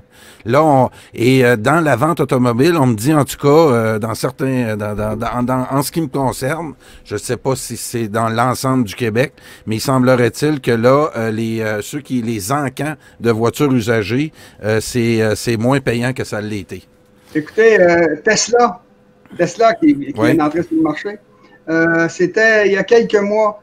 Ils avaient des voitures de 2021 neuves, puis des voitures de 2021 usagées. La voiture de 2021 usagée se vendait plus cher, vous comprenez, que la voiture neuve. Ah oui, absolument. Ça, c'est des aberrations qui se produisent quand vous avez un début de crise. Il y a une chose qu'il faut savoir sur l'inflation, c'est qu'il y a deux types principaux d'inflation. L'inflation, c'est un rapport entre la quantité de monnaie qui existe dans un pays et la quantité de biens à acheter. C'est ça, il y a un rapport entre les deux. Le premier type d'inflation, c'est quand vous imprimez trop d'argent et que la quantité de biens reste fixe. Alors évidemment, si vous avez plus d'argent pour la même quantité, vous avez 2 fois plus d'argent pour la même quantité, ben, l'argent va servir, ça va coûter 2 fois plus cher d'acheter tout ce que vous avez produit qu'il n'y a pas varié. La deuxième genre d'inflation, c'est quand les entreprises arrêtent de produire. Puis que là, c'est la production qui baisse. Alors, quand la production baisse puis que la quantité d'argent reste stable, bien, vous voyez bien que c'est le même phénomène. Les biens coûtent plus cher à acheter. Et dans les deux cas, vous avez de l'inflation. Puis là, le cas le plus catastrophique, c'est quand les deux sont combinés. Ben oui, c'est ça, j'allais vous dire. Là, c'est les deux qui sont combinés. Ben ça, c'est la COVID. La COVID, le gouvernement imprimait de l'argent, donnait ça à la population, puis a arrêté la production. Alors, vous êtes parti comme ça a monté 1, ça a monté de 2, puis l'autre a baissé. Donc là, vous avez créé un problème gigantesque. Ce qui est arrivé avec la COVID dans les 2 dernières années, puis en fait depuis quasiment 2008, c'est que les surplus d'argent que le gouvernement a imprimés avaient, en mettant les taux d'intérêt très bas, ben les gens ils empruntaient l'argent, ça ne coûtait rien. Puis ils mettaient ça à la bourse, puis ils mettaient ça pour acheter des maisons. Alors, le résultat, c'est que vous avez eu d'immenses bulles boursières, une immense bulle immobilière, puis toutes sortes de distorsions dans l'économie parce que vous ne pouvez pas. Il y a une relation entre la consommation, la production, la quantité d'argent disponible. Puis, c'est comme ça. Puis, M. Nantel, on se comprend là, que ces gens-là là, qui ont pris cet argent-là puis qui l'ont investi à la bourse, puis ça, ils n'ont rien créé. Puis le travailleur, celui qui doit faire 40, 50 heures par semaine, n'a pas le temps d'apprendre ces fling-flang-là financiers pour se monter un empire. Donc, c'est... là, avec la crise, c'est ces intermédiaires-là financiers qui risquent de disparaître. Des gens qui, en fait, ne créent rien à part que de brasser de l'argent. Écoutez, il y a pire que ça. Il y a quelque chose de tout à fait... le monde financier aujourd'hui est devenu fou. Vous avez ce qui s'appelle des traders haute fréquence. C'est des ordinateurs. Ils ont un programme, puis l'ordinateur achète une action à 0 heure, puis à 0 heure, 1 millième de seconde, il revend l'action.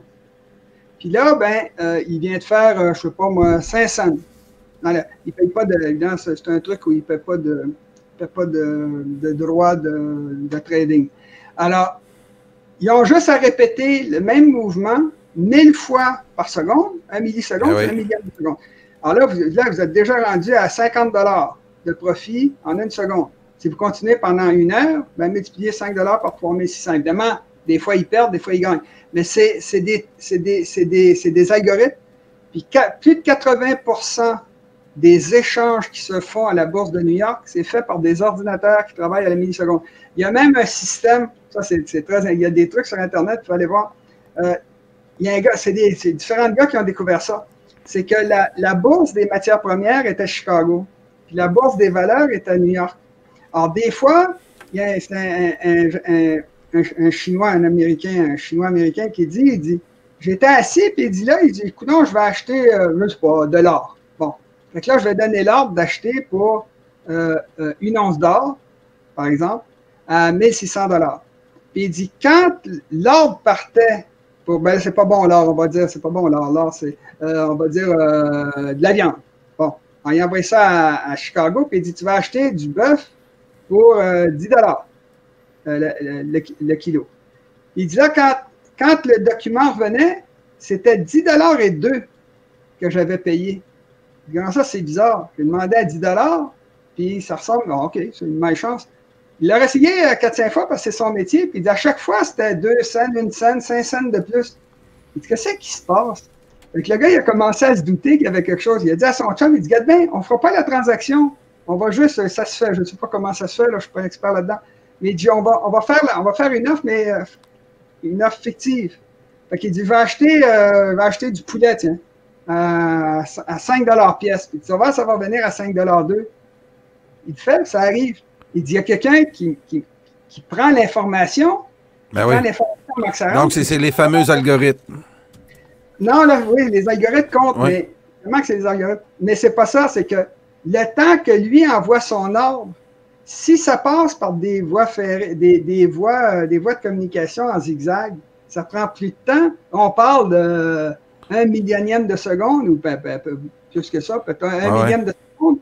Il dit, il y a des gars aux États-Unis, ils ont fait des lignes les plus droites possibles pour se rendre de New York à Chicago.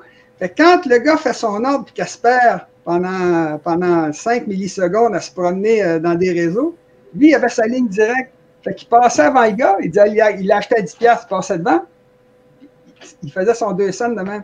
Fait qu'il paye les gens, il arrive avec une ligne chez vous, ben là, si vous êtes entre les deux bourses, qu'on part d'une ligne la plus droite possible. Puis s'il y a un petit kink, une petite déviation, ben là, il y a un autre qui vient de faire. Ah ouais. Quelqu'un qui rentre chez vous et dit, on veut passer le fil sur ta maison, on va te donner 1000$ pour. Écoute, oui, tu veux passer mon oui, peux-tu faire le feu? Il ne peut pas y avoir de feu, c'est juste de l'information. Bon, c'est des trucs comme ça. Ça, c'est des gens totalement inutiles. C'est des spéculateurs, c'est des voleurs. C'est permis par la loi, le trading haute fréquence. Fait que les gars qu'on voit là, à la bourse en 1929, là, qui créaient des ordres, 2,40$, c'est fini, ça. Et quand vous allez à Wall Street, vous avez une vingtaine de gars assis devant des panneaux d'ordinateur qui claquent, qui tapent, tapent. Bon, c'est toutes des folies. Puis Monsieur Nantel. C'est devenu complètement fou. Oui. Il faut passer à la troisième question. Il nous reste à peu près une dizaine de minutes. Peut-être que. J'ai pas Jean-Marc, juste. Allez-y. Oui. Mais il me l'a envoyé. Il m'a envoyé une question. Il s'attendait. Oui. Est-ce que ça c'est bon. Est-ce que l'humanité aide parfois l'environnement sans le vouloir? C'est-à-dire juste en faisant son travail. Ça, c'est assez intéressant. Oui, l'humanité. L'humanité, c'est. D'abord, l'humanité, c'est comme n'importe quelle autre espèce. On détruit le milieu pas parce qu'on veut le détruire. Tout le monde aime les fleurs et les papillons. On le fait pour s'enrichir. Les Chinois sont prêts de saccager la Chine pour s'enrichir. Bon, on a compris. C'est pas par méchanceté. L'être humain est un méchant qui détruit tout. Non, c'est pas vrai. C'est pas vrai, ça. Les êtres humains, c'est du bon monde. Vous avez des centaines de millions de belles petites pelouses bien tondues dans le monde. Ils font attention à leurs enfants. Ils ne dérangent pas le voisin. Bon, tout est bon. C'est pas vrai, ça. Mais ce qui se passe, c'est que parfois, les êtres humains font des choses sans le savoir, puis ça aide l'environnement. Par exemple, un barrage hydroélectrique. Alors, ils ont beaucoup parlé contre les barrages hydroélectriques. Bien, il faut savoir que dans le nord du Québec, les Autochtones vont chasser près des réservoirs parce qu'il y a plus de vie. Le réservoir, c'est de l'eau relativement chaude. Puis, tu sais, c'est en dessous de la glace. La glace, c'est isolant. Alors, il y a plus d'animaux autour des réservoirs. La vie est plus dense. Fait que vous créez un microclimat, ça aide certaines espèces à survivre beaucoup plus facilement parce qu'il y a un microclimat, la température est un peu plus haute. Vous parliez la semaine dernière ou dans une des émissions sur ce sujet-là, les bateaux, les carcasses de bateaux qu'on a enfouis dans la mer.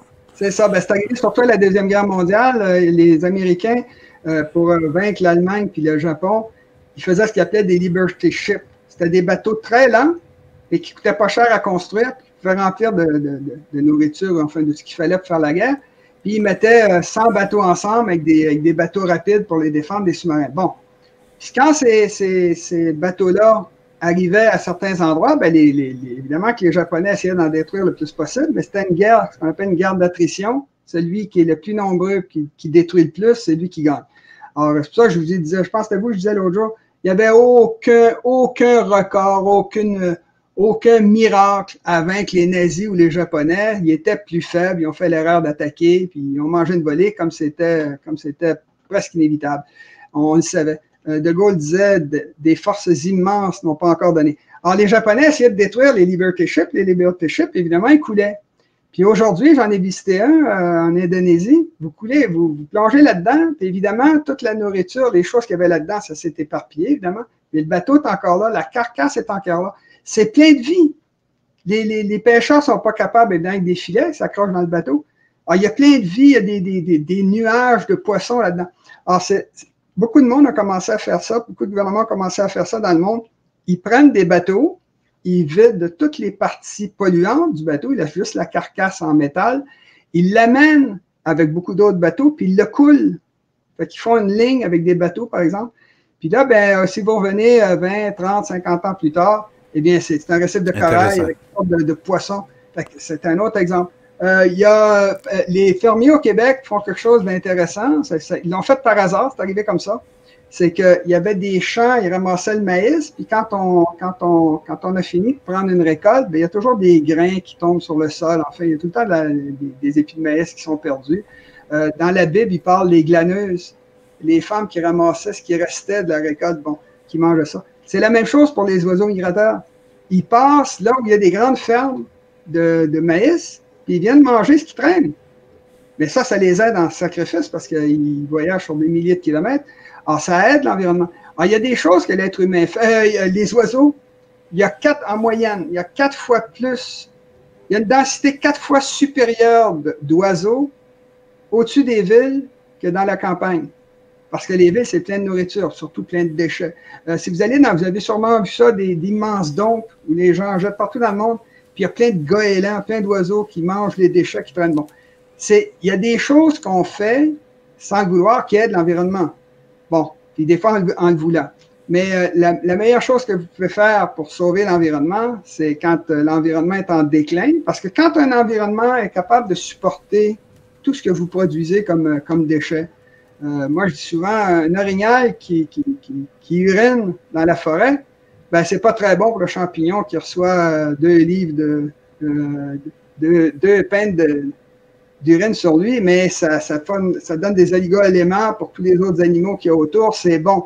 Mais c'est pareil, quand les êtres humains habitent un pays, je pense à l'Islande, par exemple, c'est très clair, je l'ai visité, c'est ça. L'Islande, ils ont déjà détruit leur forêt dans le temps des Vikings, puisqu'ils n'avaient pas réfléchi à ça. Mais là, ils sont en train de replanter des forêts. Enfin, ils essaient de mélanger les espèces, mais en tout cas, ils sont en train de le faire. Mais ce qui arrive en Islande, c'est que la pression écologique sur l'environnement semble assez faible pour que l'environnement récupère. On voit des forêts qui commencent à repousser. Il y a à peu près 3% du pays maintenant qui est couvert de forêts. Mais là, M. Nantel, pour ça aussi, il va falloir arrêter de se nourrir. On dit qu'au Québec, c'est vous, je pense qu'il aviez déjà sorti le chiffre, que les aliments qu'on a dans notre assiette parcourent en moyenne 1500 km avant d'arriver dans notre assiette. C'est énorme. Les circuits longs qui sont essentiellement mués par l'air pétrolier. Hein? Si on n'avait pas le pétrole, on pourrait pas avoir des kiwis qui viennent du sud. Donc, on mangerait, comme dans le temps au Québec, les produits qu'on fait pousser sur nos terres. Donc, ça va passer par là aussi. Hein? Mon grand-père a été un des premiers au Québec à manger des bananes. Le premier chargement de bananes, c'est d'après ce qu'il racontait. Il est rentré dans un train qui était réfrigéré, je ne sais pas quoi. Là. En tout cas, c'était un repas spécial. Puis, ils ont donné des bananes à tout le monde. Ils ont mangé des bananes. C'est la première fois qu'ils mangeaient des bananes. Je me souviens d'un des cousins, une personne âgée là, des années 70. Quand elle préparait un bon de Noël, elle mettait une orange sur le bon de Noël. Parce qu'à son époque, l'orange était rare. Bon, c'est ça. C'est devenu bon. Ce qu'on sait, c'est que le pétrole, vous savez une chose, parce que ça va suivre après ce que je vais dire. L'esclavage a disparu en Occident, puis partout en Occident, quand on a inventé les moteurs à explosion, quand on a inventé les machines. Parce qu'on n'avait plus besoin de frapper sur des êtres humains pour faire le travail à notre place, c'est les machines. De nos jours, les Québécois, dans le cas du Québec, sur la planète entière, on évalue qu'il y a 200, c'est l'équivalent, les machines correspondent à 200 esclaves qui travailleraient 24 heures sur 24 pour chaque être humain. Et dans le cas des pays riches, là, je pense par exemple le Canada anglais, l'Ontario, c'est 500. 500 esclaves humains qui travailleraient 24 heures par jour pour chaque. Évidemment, vous n'avez plus besoin d'esclaves. C'est les Anglais qui ont fait la révolution industrielle, qui ont mis fin à l'esclavage des gens qui sortaient d'Afrique, qui amenaient en Amérique du Nord. Bon, ou en Amérique du Sud. Alors, il faut juste comprendre que c'est le pétrole qui nous permet aujourd'hui d'avoir le niveau de vie qu'on a, qui nous permet de faire l'émission qu'on fait là, qui nous permet d'avoir toutes les choses qu'on a autour de nous. Mais l'énergie, elle vient du pétrole. Avant l'ère du pétrole, avant la révolution industrielle, ben, les gens au Québec, ils mangeaient des pommes, des poires qui sont pas très bonnes. Il y en existe encore, j'ai goûté à ça, c'est pas très bon. On avait beaucoup de blé, évidemment, on mangeait la tire d'érable. Bon, les gens avaient ma grand-mère avait encore ça, une réserve dans laquelle elle mettait tous ses pots de confiture qu'elle avait fabriqués l'été avec les pots de confiture, des ketchup, en tout cas. Alors, il y avait également, l'hiver, il allait chercher des grosses blocs de glace. Puis quand il faisait moins 30, là, il faisait un trou, il y avait une espèce de truc dans le sous-bassement, pas en dessous de la maison, à l'extérieur de la maison. Puis il remplissait ça de blocs de glace, il mettait du brandy par-dessus. Puis là, il fermait ça, puis l'été, il tuait les vaches, il tuait les cochons, etc., parce que ça coûte cher de faire nourrir ça l'hiver. Puis ils empilaient la viande sur les blocs de glace pendant l'été. Fait que là, la viande était préservée sur la glace, puis il pouvait manger de la viande congelée. Voilà. Bon, alors, mais quand on a commencé à avoir du pétrole puis des réfrigérateurs, ben là, les gens commençaient à faire venir des kiwis, puis Ah oui, on me disait que le piment, c'était pas le poivron, là, c'était pas un légume qu'on mangeait au Québec. Ouais, la pizza, c'est ça. Moi, j'ai 52 ans, puis je me rappelle quand le kiosque de fruits et légumes avait eu pour la première fois des kiwis. Puis je m'en rappelle parce que le propriétaire qu'on connaissait bien, ça s'appelait les fruits et légumes La Charité. On allait voir La Charité, puis c'est le nom du monsieur, le nom de famille. Puis je me rappelle, il nous avait découpé un kiwi. Puis là, j'y avais goûté, puis j'avais dit, ah, ça goûte un petit peu les fraises. Mais c'est ça, c'est des choses là, qui n'existaient pas au Québec. Monsieur Nantel, dernière question. Je crois que c'est Jean-Marc qui vous l'a envoyé. Moi, je ne l'ai pas sur mon fil ici. Dernière question, puis on va y aller en conclusion avec cette question-là. Allez-y. Avez-vous la quatrième question? Je ne l'ai pas, Jean-Marc. Je pense que c'est celle-là, mais ça va. Oui, oui. Sans l'Amérique, est-ce que l'Europe pourrait se défendre? Bon, il faut savoir qu'en Europe, il y a deux puissances nucléaires, hormis la Russie, bien sûr. C'est la France et la Grande-Bretagne qui ont les deux ont 4 sous-marins nucléaires, lanceurs d'engins. Ils peuvent tuer, ils peuvent massacrer toute la Chine, par exemple, s'ils voudraient, là, chacun d'entre eux. Ils ont également des porte-avions. Il y en a un en France, puis je crois peut-être 2 en Grande-Bretagne, mais je ne suis pas sûr. En tout cas, ils ont déjà des armements nucléaires. Les armées en France, ben, partout en Europe, partout dans le monde hein, actuellement, ben, pas encore, mais ça s'en vient. Mais le nombre de soldats diminue, le nombre de soldats disponibles. En Europe, c'est plus important parce qu'ils ont commencé premiers. Et là, tous les autres peuples sont en train de les rejoindre. Et les armées, c'est plus les armées. Par exemple, l'Algérie qui était le 5e de la population française en population en 1960.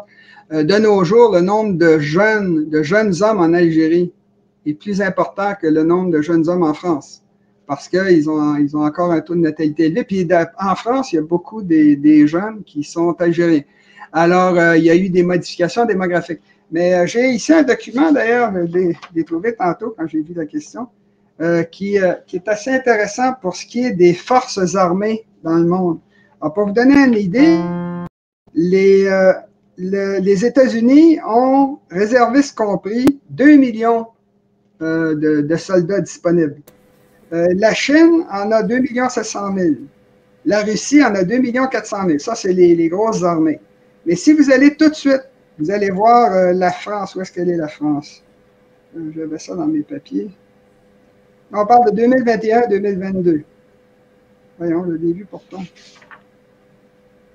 L'Ukraine a 1,2 million de soldats. C'est beaucoup, mais c'est en 2021-2022. Vous avez... C'est quelle est la France? Ah, l'Allemagne. L'Allemagne a au total 335 000 soldats. Je ne parle pas d'Hitler, qui avait attaqué. Hitler a déjà eu 6 millions d'hommes sous les armes. Mais là, aujourd'hui, ils sont rendus à 335 000. La France, je l'ai ici, 445 000 en comptant les réservistes. Et bon, en tout cas, et puis, ils ont des munitions en France pour faire 2 jours si la guerre se déclenche. Exactement. Donc, ils n'ont pas beaucoup de jeunes. La quantité de jeunes n'est pas là. J'ai parlé avec un général de la force de frappe française il y a déjà une trentaine d'années, mais j'ai dit, les jeunes Français, je ne suis pas sûr qu'ils se battraient. Il dit, si on avait le temps de les former, ils se battraient. Mais il était d'accord avec moi pour dire qu'il n'y avait pas la qualité. Aux États-Unis, je ne me souviens plus du chiffre, mais c'est très, très élevé. C'est de l'ordre de 40% et plus des jeunes qui ne peuvent pas être soldats parce qu'ils sont trop gros. Alors, ils n'ont plus la quantité, puis ils n'ont plus la qualité. Au niveau des armes, comme l'économie occidentale est en train de se désindustrialiser, ben ils ont de moins en moins d'armes. L'armée française fait fabriquer ses uniformes, je crois que c'est en Tunisie. Ils font fabriquer des balles au Maroc, etc. Autrement dit, ils sont plus... ils produisent encore d'excellents... Non, ils réalisent ça en ce moment. L'Europe réalise qu'elle est complètement menottée face à la Russie. Là. On nous en parle pas trop en ce moment, mais il n'y a pas personne en Europe. L'Allemagne, en ce moment, on va en parler au Journal du Soir tantôt, l'Allemagne puis la France qui commencent à réaliser là, que le plan de M. Biden risque de leur coûter très cher, pas juste économiquement, mais à tous les points de vue. Et si vous mettez tout ensemble les armées non russes en Europe, ils n'arrivent pas au nombre de soldats de la Russie, là, qui a 2 400 000. En fait, ils ont 850 000 soldats d'actifs, mais ils ont, ils ont 1,2 million de réservistes. Mais ils sont quand même disponibles. Mais ce que je veux dire, c'est que l'Europe pourrait se défendre sans les États-Unis. Mais c'est autre chose. D'ailleurs, il y a plein de bases américaines en Europe. Puis d'ailleurs, en passant, quand Macron disait que l'OTAN est en état de mort cérébrale, il y a 3-4 ans de ça, là, voilà. Les Américains étaient en train de déplacer leur base centrale, la plus importante en Europe. Ils voulaient la faire passer d'Allemagne vers l'Italie, parce qu'ils voulaient pouvoir aller vers le Moyen-Orient où est le pétrole, puis en fait, les points stratégiques. Le Moyen-Orient n'est pas juste le pétrole, hein. Il y a tous les points stratégiques. Vous avez le golfe Persique. Oui, tout passe par là aussi. Vous avez le détroit d'Aden, vous avez le canal de Suez, vous avez le Bosphore, les Dardanelles au niveau de la mer Noire. C'est un endroit extrêmement... c'est pas juste le pétrole, c'est des points stratégiques importants. Et chose intéressante, si vous prenez l'ancien monde et que vous essayez de trouver le centre de l'ancien monde. Il y a plusieurs centres possibles, mais ça tourne autour d'une ligne qui va de Jérusalem au Caire. C'est à peu près là le centre du monde. C'est-à-dire, ça dépend où vous mettez vos lignes, là, mais le centre du monde est là, puis c'est là que les choses se passent parce que tous les continents, Asie, Europe, Afrique, convergent vers le Moyen-Orient. En plus de ça, il y a le pétrole. Alors, c'est vraiment une région extrêmement explosive. Monsieur Nantel, c'est tout pour ce soir.